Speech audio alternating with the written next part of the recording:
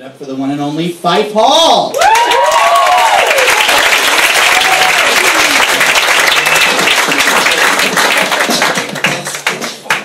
How's it going, everybody? My name is Fife, or as my friends call me, Colonial Flute. Or as my parents call me, the biggest waste of a psychology degree they've ever seen. But I actually have a pretty interesting job. I work in infomercials. So yeah, I do. I get paid in installments in 1995. But the first thing I learned about working at an infomercial company is that these companies, they don't care at all if the products are good or bad, or even if they work. They really just care if the products will sell. So I can walk into my boss's office, put down a flaming bag of shit, and he'd be like, interesting. It's certainly recognizable. It's very aromatic. I think we can sell this shit. This is a shitty product. And the thing about the products is they never actually solve a problem we have.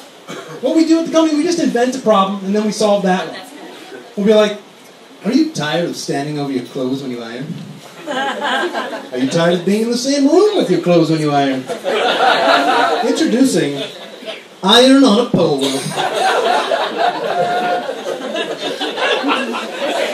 And if that doesn't work, we don't worry.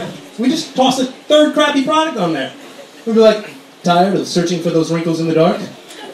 Introducing Flashlight Iron on a Pole. I see you, wrinkles. I found you. And the thing about infomercial companies is they make you think that you have to act now. The infomercials are like, act now! And I wanted to test that theory, so I called up a little bit late. I was like, hi, I was wondering if I could still get the product that I saw. Oh, no. We've actually destroyed all of our Pope John Paul II commemorative plates.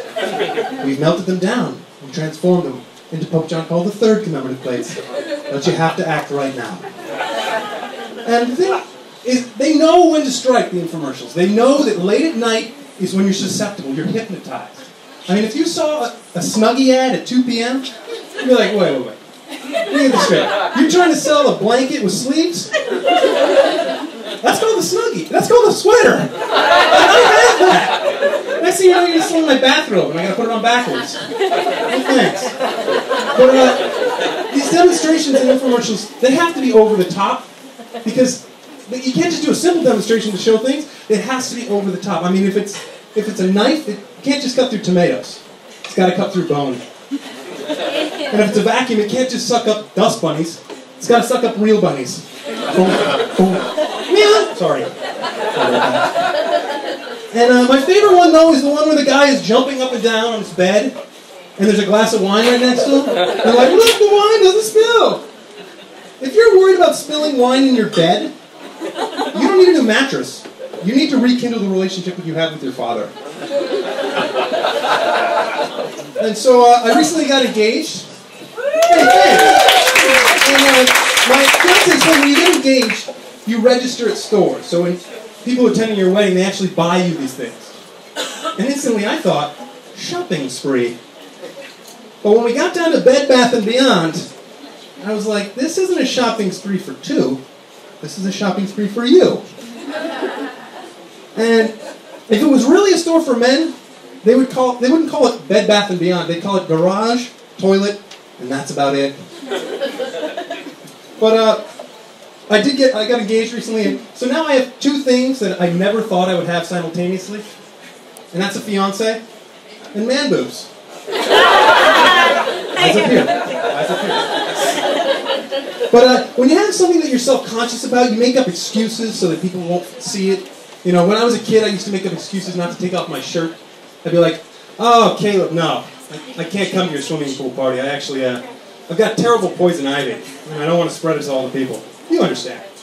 Or I'd be like, hey, coach, you know, last week I played on the skins team, and I got a pretty bad allergy to the sun. Mind if I play on the shirts team? Well, you understand. But now I don't need those excuses. I'm comfortable with myself. I just tell people the truth. They'll be like, Fife, come on in, the jacuzzi's perfect. I'll be like, no, I can't. I have a racist back tattoo. Sorry, it's really, really horrible.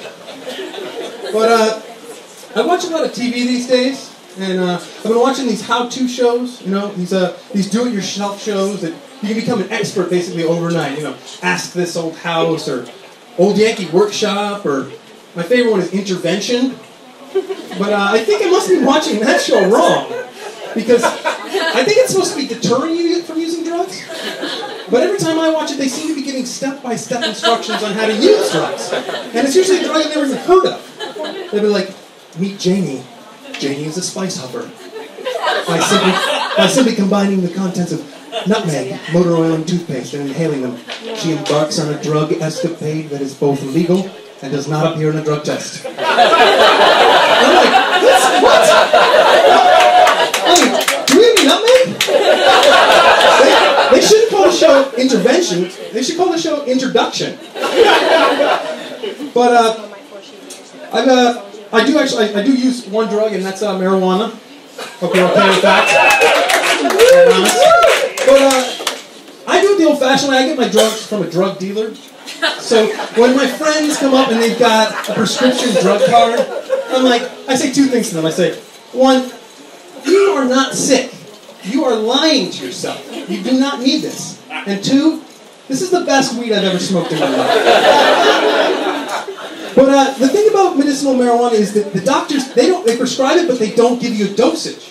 I mean, this is the only drug you can do this with. It doesn't work for other drugs. It's like, Mrs. Johnson, I'm going to prescribe you some painkillers for your back. Now, if you want to make your way on over to the Vicodin trough and fill your pockets, whatever you think you need.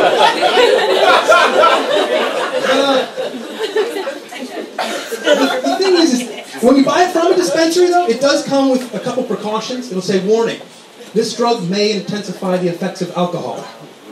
That's not a warning. That's a helpful hint. And the second one is, do not operate heavy machinery until you are familiar with the effects of this drug. Until you're familiar with the effects of this drug? So is it like down the construction site, they're like, all right, crane number one, are you ready? Just a sec.